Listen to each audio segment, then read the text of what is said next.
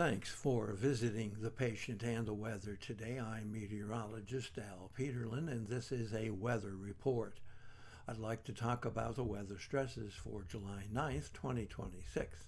We keep additional graphics at tpatw.com. We also maintain a storefront on Amazon.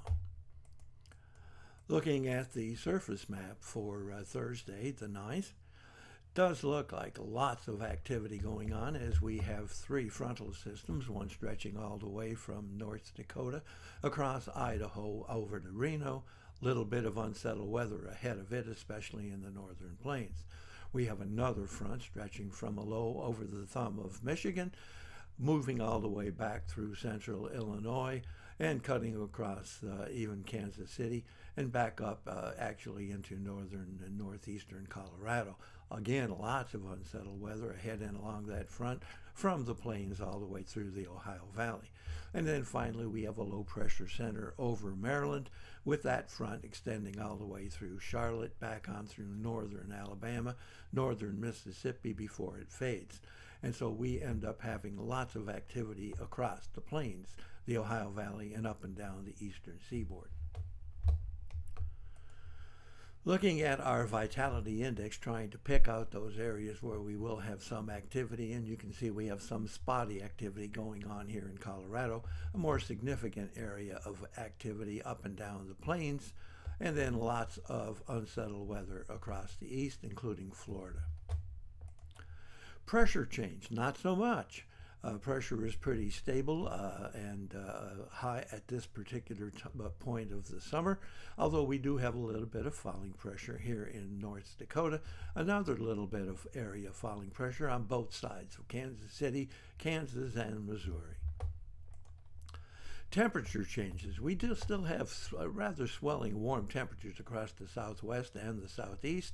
However, the only significant changes are really here in that Colorado, New Mexico area. Looking at dew point temperature change, again, not a heck of a lot of difference, although we're seeing some falling dew point temperatures here in the west, some falling vapor pressure in the west, and that does not bode well for the fire danger.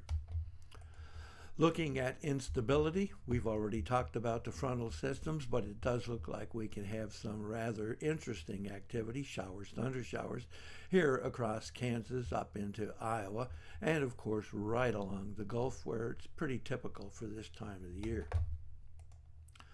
Looking at our changes in oxygen availability, and you'll note we aren't having a whole heck of a lot of activity going on here.